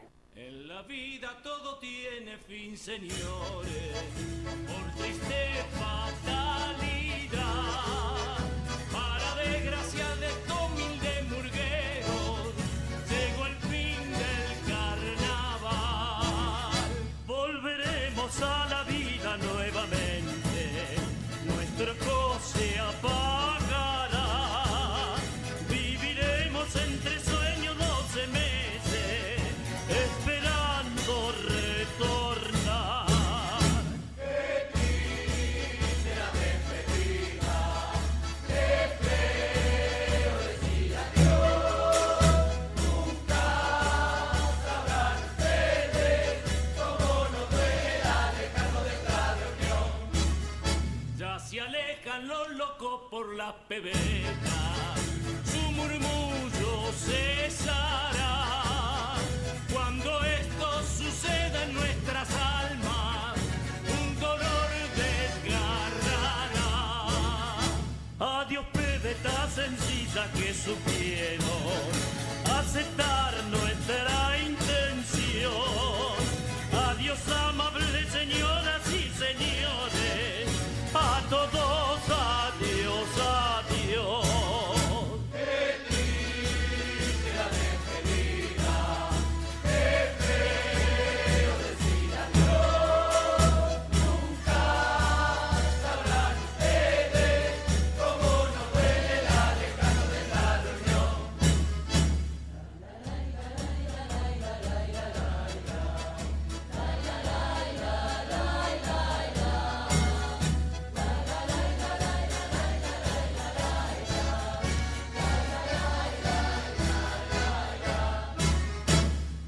Calceta Propiedades, alquiler y venta de casas, terrenos, departamentos, cocheras, depósitos, locales, galpones, oficinas, consultorios. Atención personalizada, ética y profesional. Gabriel, Marcos, Diana, Agustina, Sol, Lucas tienen las respuestas a todas sus necesidades. Calceta Propiedades, Avenida 25 de Mayo, 1139, frente a la calle Hermanos Ross, en Lanús Oeste. El teléfono para consultas y solicitar turnos es el 4249-3377. Restaurante La Vigalla. Menú del día, comidas para llevar, entregas a domicilio. Atienden de lunes a sábado de 11 a 16. También pueden reservar para eventos y cumpleaños al teléfono 11-5311-0000. Están en Carlos Gardel 700, esquina 14 de julio, Lanús Oeste. La comida es sabrosa y la atención esmerada. Precios accesibles. Restaurante La Vigalla.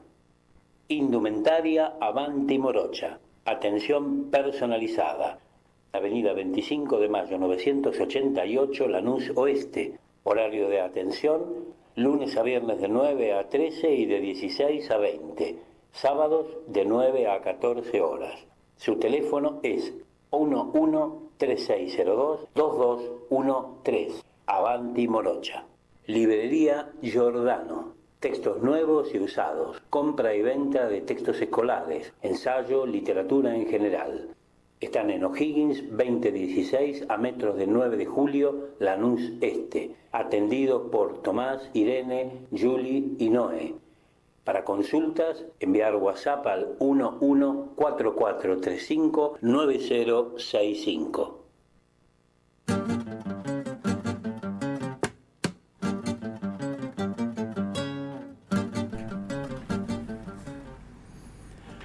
Y en lo que seguimos recorriendo este día miércoles, que nos está regalando un descenso de temperatura respecto a los días anteriores, por suerte, nos permite tomarnos este cafecito literario, y para ello están en el estudio Silvia Míguez, Carlos López, María Ángeles y el que les habla, Pablo. Les vamos a contar que no nos alcanzó el programa pasado para poder hablar de Julio Cortázar. Creo que no nos alcanzaría una gran cantidad de programas tampoco, pero la verdad que con uno solo nos quedamos con muchas ganas de escuchar la palabra de él, ganas de seguir hablando de varias cuestiones que nos parecen tan importantes. Así que continuamos hoy entonces con Julio Cortázar, que en 1982, el 19 de febrero de 1982, luego de enterarse de que los sicarios de la Junta Militar Argentina echaron a rodar la calificación de locas a la madre de Plaza de Mayo, Julio escribió Nuevo elogio a la locura, publicado en el periódico La República en París. Elogio que se le escuchó en ocasiones especiales. Aquí un párrafo emblemático. La locura merece ser elogiada cuando la razón, esa razón que tanto enorgullece al occidente, se rompe los dientes contra una realidad que no se deja ni se dejará atrapar jamás por las frías armas de la lógica, la ciencia pura y la tecnología.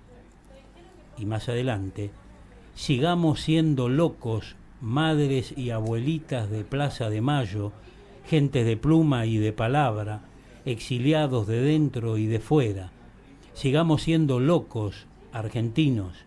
No hay otra manera de acabar con esa razón que vocifera sus eslogan de orden, disciplina y patriotismo. Sigamos lanzando las palomas de la verdadera patria a los cielos de nuestra tierra y de todo el mundo. Esto dijo Julio Cortázar en 1982. Cada vez más vigente, ¿no? Es un mandato, cada vez más... Muy vigente. Claro, que de alguna manera parecido a lo que dijo el Papa también, ¿no? De que hagan lío, que hagamos lío, que seamos locos, se parece un poco. Sí. Yo lo tomo como mandato recordatorio de por dónde deberíamos seguir, pero está cada vez más difícil, ¿no? Porque en este momento él habla de cierta locura buena, pero en este momento hay mucha locura pésima, mala, ¿no? De la mala. Claro. Y es difícil contrarrestar eso, ¿no? Va a ser como muy difícil, cada vez más complicado, me parece. Sí, tomar en aquel momento la locura como un estandarte es porque quien había criticado y quien había usado el apelativo de loca para ensuciar a las madres, ¿no? Para llamarlas de mala manera. Entonces había que enarbolar la palabra, pero la verdad es que la locura es la que tiene esta gente, que es la que está cometiendo atrocidades. Y de alguna manera se sigue utilizando esa arma, ¿no? Que es lo que hablábamos hace un rato con Carlos, de culpar al otro o de denostar al otro con lo que ellos mismos van haciendo, ¿no?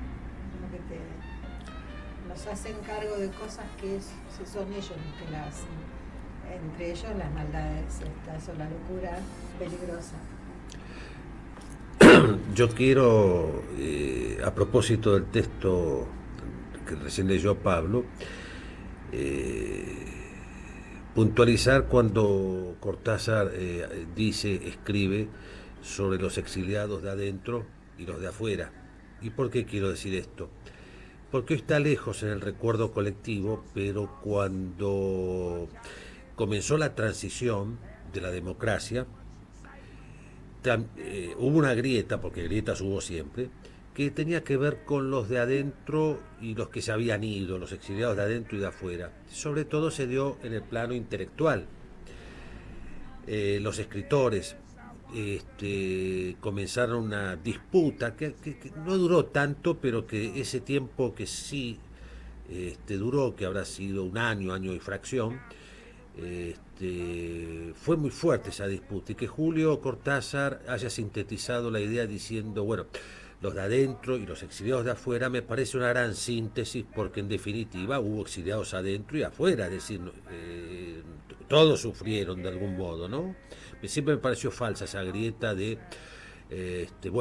si se fueron la pasaron mejor y si se quedaron son todos cómplices, cosa que no fue así, hubo de todo. Eso me impactó el texto. Claro. Sí, hubo muchos que no se fueron y la pasaron. Pienso en Víctor Heredia, ¿no? Fue uno Sí, de claro.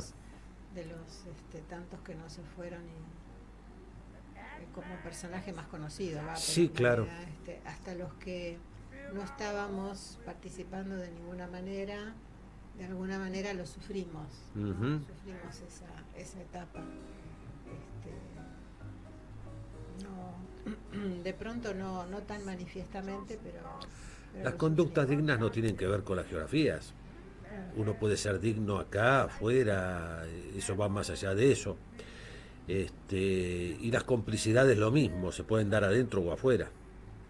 Hubo gente que hecho, sí, hubo complicidades afuera también. Claro, sí. Sí, bueno, todo ese grupo de exiliados en París, a los cuales Cortázar estuvo tan allegado, tan cercano, Uh-huh. sufrieron la complicidad de los que de la gente del proceso, digamos, que estaban allá. Sí, no, eso ya ni hablar. De hecho ya funcionaba el centro piloto. Por eso, claro. el centro piloto, y estaba Astiz disfrazado de buen chico. Sí, claro. Y dentro de los mismos montoneros también había gente que estaba del otro lado, ¿no? Y lo curioso, no sé si lo comentamos el otro día, lo curioso también es que supuestamente él era tan antiperonista, cosa que yo no creo que fuera así, pero bueno, en el inconsciente colectivo queda eso, y la mayoría de los amigos con los que él frecuenta, que eran amigos de acá ya, en París, son peronistas, Uh-huh. exiliados, Sí, claro. ¿no? O sea, hablando de las complicidades y de las falsas separaciones también, ¿no? Sí, por eso quería quedarme con esa frase. Sí. Con el apelativo de locas hacia las madres, por supuesto desacreditarlas de una manera muy, muy fea, desacreditarlas. Y yo escuché un audio en donde Cortázar, en una entrevista, habla sobre un recurso que él utiliza en su literatura para poder escapar de el rótulo de están usando datos falsos, eso que dicen no es cierto. Y él lo cuenta en este audio. Yo quiero que lo escuchen a ver qué les parece. Escribir el libro de Manuel, yo estaba leyendo simultáneamente la prensa, es decir, los diarios que me llegaban de Buenos Aires, revistas, y además los diarios franceses. Y entonces, paralelamente a mi trabajo de invención literaria, estaba recibiendo una información de tipo histórico, de tipo político, y en un momento dado me pareció que en vez de introducir ese contenido por la vía de los diálogos, que fueran solamente los personajes que hablaran de eso, era mucho mejor utilizar de manera facsimilar las noticias en sí mismas, y por eso el libro está lleno de recortes y de reproducciones directas de telegramas y de noticias, que dentro del libro son leídas por los personajes. O sea, lo que yo estaba haciendo desde fuera como autor, los personajes lo estaban viviendo desde dentro del libro. Me pareció que eso le daba una mayor autenticidad, una mayor vida. Y al mismo tiempo, lo que le daba era una especie de certificado de verdad, porque una de las frecuentes críticas de los que en bloque podríamos llamar nuestros adversarios o nuestros enemigos, consiste en sostener que las noticias que introducimos en nuestros libros son falsas. Ahora, desde luego, cuando eso viene avalado por una agencia noticiosa, cuando se reproduce facsimilarmente la noticia, a quien se puede acusar en último extremo es a la agencia de noticias de falsedad, pero no ya al autor del libro. O sea que al lector se le da el documento directo y él es el que tiene que juzgar. Esto, el recurso que utiliza para que sea el lector quien se encargue de verificar, de chequear, de intervenir. Cortázar hablaba de este lector que se comprometa. Él en algún momento hablaba del lector hembra, en estas palabras lo decía, ¿no? Pero era háganse cargo, participen, métanse con mi literatura. Y acá sería métanse con el dato. Que esta gente dice que yo digo cosas que son o no ciertas, bueno, aquí está el dato, ¿no? Y que el lector Sí, de todos modos, como narrador no se le puede pedir que sea, con que sea verosímil es suficiente. Sí, claro. Eso habría que pedírselo a los periodistas todos los días, cada día, cada hora, por supuesto. Hoy más que nunca, y a los historiadores, porque al historiador nadie le cuestiona, porque además el historiador sigue cada uno su corriente ideológica, entonces tampoco es, si todos en este momento agarráramos un documento y lo leyéramos y lo interpretáramos, no siempre lo vamos a interpretar de la misma manera, no, porque claro. cada uno tiene su ética, su versión, ¿no? O sea, la verdad es siempre relativa. Y la verdad tampoco la tiene el historiador, y la verdad, no sé, en el momento de Cortázar con más razón, no sé, ya Supongo no me acuerdo, que... pero en este momento no hay ninguna, ni siquiera verosimilitud en las noticias de los periodistas, claro, que se leen, claro, o que se escuchan. Entonces, no hay, el narrador está liberado de eso. Él lo que pasa que, bueno, quería bajar, obviamente que quería bajar línea, además de su narración. Pero la realidad es que el narrador no tiene obligación de justificar, siempre y cuando no te, lo digo desde mí que escribo novela histórica, desde ya que uno tiene que respetar ciertos tiempos, ciertos lugares, ciertas fechas, por ahí evitar las fechas, pero no hay obligación de... Creo que él, disculpa Carlos, sí. Creo que él respondía, se sentía interpelado porque lo atacaban por aquello que estaba diciendo, por el dato ese, él era atacado, entonces se defiende y se le ocurre un recurso, pero no porque esté obligado, sino por, bueno, ya que me van a pegar por esto y a mí sí me importa que este dato se sepa, aquí hay un recurso, aquí hay una forma. Por supuesto que no es obligación del narrador, ¿no? Sí, Carlos. A mí me parece importante el audio de recién, porque acá aparece otra grieta. Primero, el recurso de los recortes que Cortázar habla, de facsímiles, en el libro de Manuel. Cortázar los introduce a partir de los protagonistas que están criando un bebé, y el pretexto son esos recortes para que el día de mañana ese bebé tenga un documento histórico de época. Para eso es lo que hace Cortázar. Pero ¿por qué digo grieta? Porque cuando se escribe o se publica el libro de Manuel, se había producido 2 años antes en Argentina el Cordobazo, lo cual originó un debate también, y acá la grieta, entre aquellos escritores que hablaban de literatura de compromiso y aquellos otros que decían que no, que el compromiso era suficiente con escribir y dar testimonio de eso. Bueno, Cortázar estaba, otra vez me parece a mí inteligentemente, en el medio de esa postura, no estaba por hacer una literatura de bajar línea expresa, pero tampoco de correrse de la realidad que estuviera en el aire. Pero él consideraba que el testimonio lo podía dar por fuera de esa ficción, y estaba en todas las causas que le parecían habidas y por haber. Claro. Y yo creo que esa postura del escritor me parece que es la que a mí por lo menos más me interesa, y Cortázar estaba puesto en ese lugar, ¿no? Y ese fue el momento libro de Manuel, que en el programa pasado yo dije también que los derechos del libro de Manuel él los cedió a los presos políticos de ese momento, ¿no? Sí. Hablando del programa pasado, justamente esto que contás es lo que contaba Julio en relación al compromiso como escritor, compromiso como ciudadano y acción. Y creo que vos, Silvia, mencionaste que hay un hito, hay una marca en la Revolución Cubana, cuando Julio se topa con la Revolución Cubana, en su literatura hay un cambio y él se empieza a pronunciar de otra manera, ¿no? Hay un audio que escuché en estos días que se refiere a esto, y él se refiere a una defensa de café antes de toparse con la Revolución Cubana, bueno, de qué lado uno estaba, pero eran charlas de café, charlas entre los amigos. Luego entonces adquiere una dimensión, la conciencia. Compromiso teórico, habla él del compromiso. Un compromiso teórico. Y que había que romper eso, hacerlo fuera de la teoría, ¿no? Claro, llevarlo a la práctica. ¿Quieren escuchar ese audio? en que escribí Casa Tomada y todos los cuentos de bestiario, digamos hasta la época de Rayuela inclusive, era una participación de tipo teórico. El otro día lo decía en una entrevista aquí en México. Durante la Segunda Guerra Mundial, naturalmente, yo defendía la causa de los aliados contra los nazis. Durante la Guerra de España, defendía la causa de los republicanos contra los franquistas.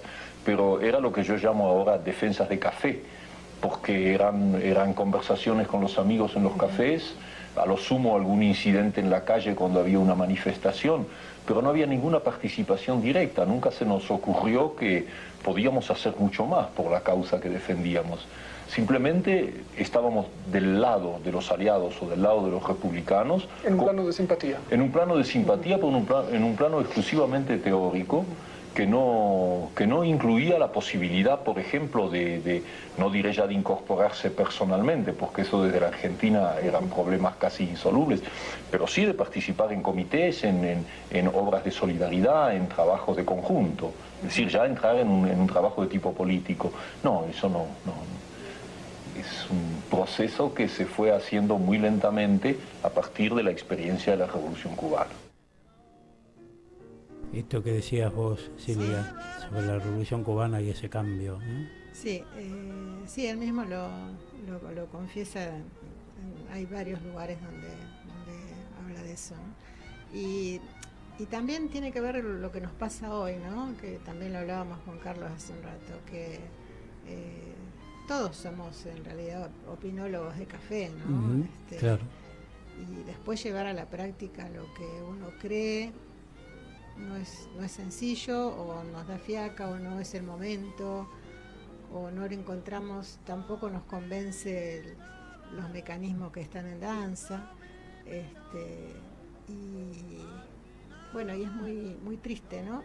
Como que también por esa época de Cortázar en realidad era como más inclusive opiniones de café, literarias, intelectuales y toda la historia, pero de problemas de afuera, ¿no? Como que era más fácil también opinar, a lo mejor hasta cierto gesto de solidaridad por ahí se tenía, no sé, por los problemas de afuera que los problemas nuestros, ¿no?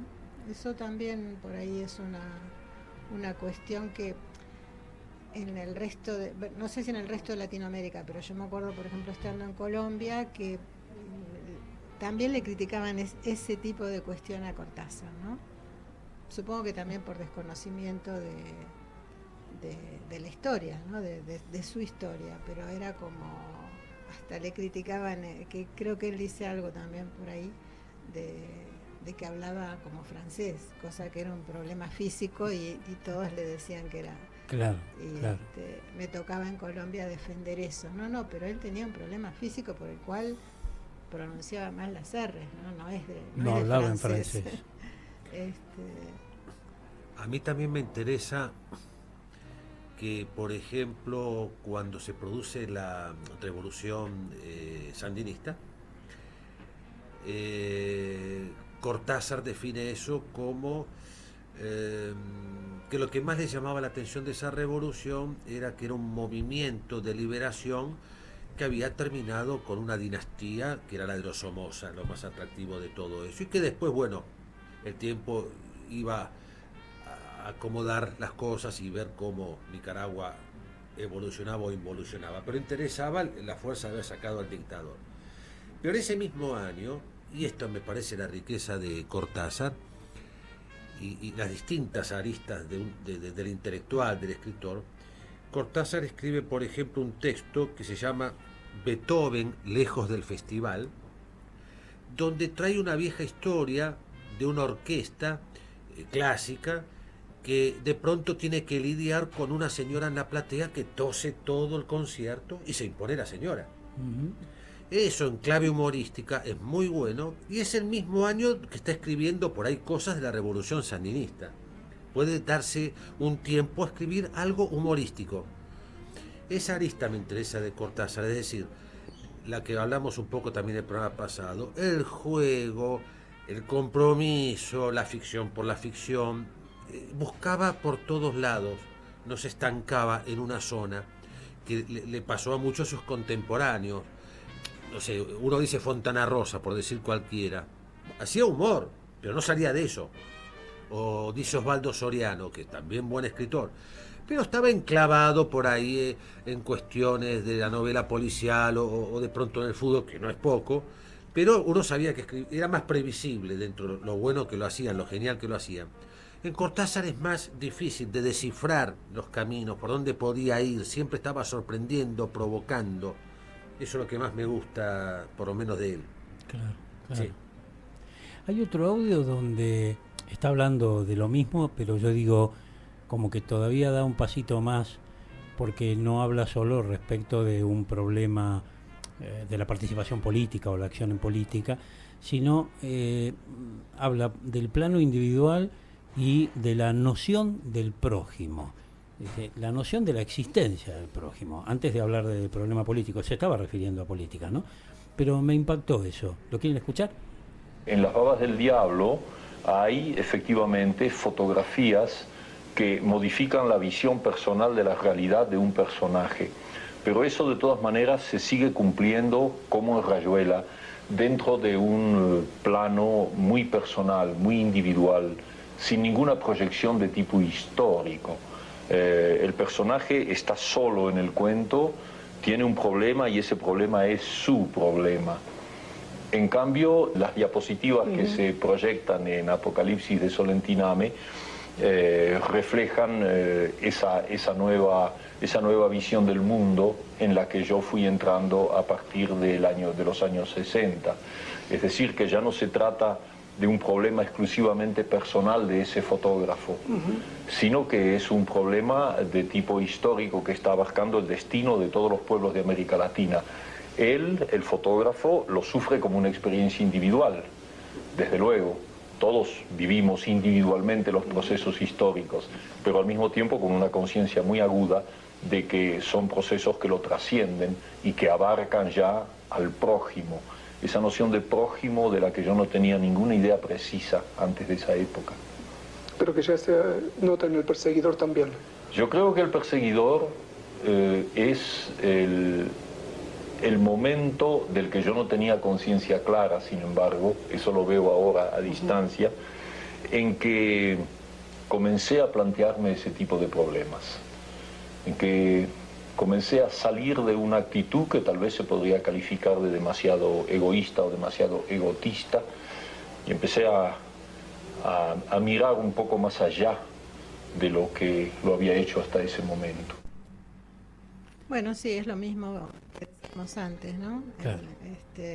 Descubrió al próximo prójimo, como diría Benedetti. Sí. ¿Qué es lo que también tanto de tanto hablamos últimamente, ¿no? Con la patria es el otro, si no queremos mencionar la patria no la mencionamos, pero bueno, porque parece ya más una consigna política, pero la realidad es que el otro, el vecino, el de enfrente, el de al lado, aún o con más razón dentro de una familia, a veces se ve, vuelvo a lo de afuera, a veces se ve lo de afuera, pero no lo ves lo de tu casa, ¿no? Claro. Y es lo que él decía hay también otro audio donde dice eso, ¿no? Que él era un muchacho de la facultad que creía que seguía la literatura y creía en lo que estaba de moda, y lo que lo sacaba de eso no existía, ¿no? Hasta que se dio cuenta que sí. Cortázar menciona Las Babas del Diablo, que fue llevada al cine por Michelangelo Antonioni con el título Blowout. Me vino ahora a memoria porque menciona mucho Las Babas del Diablo. Bueno, El Perseguidor también fue adaptado, lo hablamos la semana pasada. Pero también quería decir con respecto al prójimo, que él tiene un poema que se llama Los Amantes, que empieza con un verso que dice: ¿quién los ve andar por la ciudad si todos están ciegos? Y yo creo que esto metaforiza mucho más de ver o no ver a los amantes. Creo que andamos ciegos hoy más que nunca, por lo que vos decís, y por lo que Pablo sostenía la semana pasada a propósito de las instrucciones, el reloj, el celular, que el tema del ultraconsumo también nos va encegueciendo. Es como que vamos persiguiendo el palo con la zanahoria todo el tiempo, ¿no? No solamente le pasa a los amantes. Sí, no sé bien cómo viene la mano, pero la realidad es que cada vez nos vemos menos y nos escuchamos menos. Eso cuesta, el encuentro cuesta mucho. Sí, pero además lo vemos, por ejemplo, entre los políticos, ¿no? Que no se escuchan entre ellos, o no sé si no se escuchan porque realmente no se escuchan o porque no quieren escucharse. O sea que es como la enfermedad del momento, ¿no? Ignorar al otro, al revés. Pero incluso en Block Out, Las Babas del Diablo, me interesa el tema de las distintas visiones que el audio nos iba transmitiendo, la palabra de Cortázar nos transmitía, porque siempre he pensado que la visión no nace educada, la visión hay que educarla. No es lo mismo ver que observar, es decir, la educación no es solamente intelectual o mental como operación, también la precisa la mirada. Y hoy me parece que en el andar cotidiano estamos deseducando la mirada por distintos factores que sería largo de enumerar. Y andamos con la mirada poco educada, con la percepción poco educada. Muy condicionada, diría yo. Condicionada, me gusta más eso. Sí, muy condicionada. No es sí. No es solo un tema de educación, sino sí, coincido. Bien. Bueno, antes de culminar el café de hoy, me gustaría compartir un poema de Julio con ustedes, donde está muy claramente evidenciado este 2 julio, ¿no? Es noticia para viajeros. Si todo es corazón y rienda suelta y en las caras hay luz de mediodía, si en una selva de armas juegan niños y cada calle la ganó la vida, no estás en Asunción ni en Buenos Aires, no te has equivocado de aeropuerto, no se llama Santiago el fin de etapa, su nombre es otro que Montevideo. Viento de libertad fue tu piloto y brújula de pueblo te dio el norte. Cuántas manos tendidas esperándote, cuántas mujeres, cuántos niños y hombres, al fin alzando juntos el futuro, al fin transfigurados en sí mismos, mientras la larga noche de la infamia se pierde en el desprecio del olvido. La viste desde el aire, esta es Managua de pie entre ruinas, bella en sus baldíos, pobre como las armas combatientes, rica como la sangre de sus hijos. Ya ves, viajero, está su puerta abierta, todo el país es una inmensa casa, no te equivocaste de aeropuerto, entra nomás, estás en Nicaragua. Esto data de Managua en febrero de 1980. El segundo Cortázar, el que tenía más que presente el prójimo, la participación. Sí. Bueno, como dije al comienzo, ¿cuántos programas podríamos seguir? Sí, da ganas de seguir y de seguir escuchándolo. Pero bueno, eso, vos estás poniendo los audios, ¿no? En las notas al pie de los videos que pueden encontrar en el canal de YouTube están los enlaces para que puedan ir a escuchar los audios. Como varios de ellos son pequeños fragmentos de un reportaje más extenso, ahí hay la oportunidad de que escuchen mucho más a Julio. Bueno, y entonces nos estamos despidiendo en este bloque, primero con los anunciantes. Peluquería unisex Black Scissors, cortes de cabello, arreglos de barba, alisados, trabajos de decoloración y coloración, tratamiento de nutrición para mejorar la salud del cabello, ceras con aditivos para mejorar la calidad del peinado, recomendación de shampoo, bálsamos para la barba y aftershave. Están en Malavia 493, entre Viamonte y Pueyrredón, Banfield Este. Atienden Gabriel y Norma, de martes a sábado de 11 a 19:30. Solicitar turno al 11-3787-5910. Atención, mencionando este aviso, en la primera visita a la peluquería obtendrán un 15% de descuento. Peluquería unisex Black Scissors. Dietética Los Girasoles. Ofrecen productos sin TAC, veganos, legumbres, frutos secos, congelados, pizzas integrales, muchos productos más. Dietética Los Girasoles. Atienden Vivi, Sofía y Oscar, de lunes a sábado de 9:30 a 13:30 y de 17 a 20 horas. Están en Avenida 25 de Mayo, 1090, Lanús Oeste. Consultas al 11 6430 8882. Artículos de limpieza Amarnos. Productos para el hogar, indumentaria y aseo personal. Mayoristas en bolsas de residuo. Avenida 25 de Mayo, 860, Lanús Oeste. Atienden Franco, Sonia y Adrián de lunes a sábados de 9 a 20:30 horas. Amarnos también cuenta con servicio de Rapipago de lunes a sábados de 10 a 19 horas. Para consultas y pedidos por WhatsApp, comunicarse al 11 6579 7086 o bien llamar al 2205 6151. Amarnos, artículos de limpieza.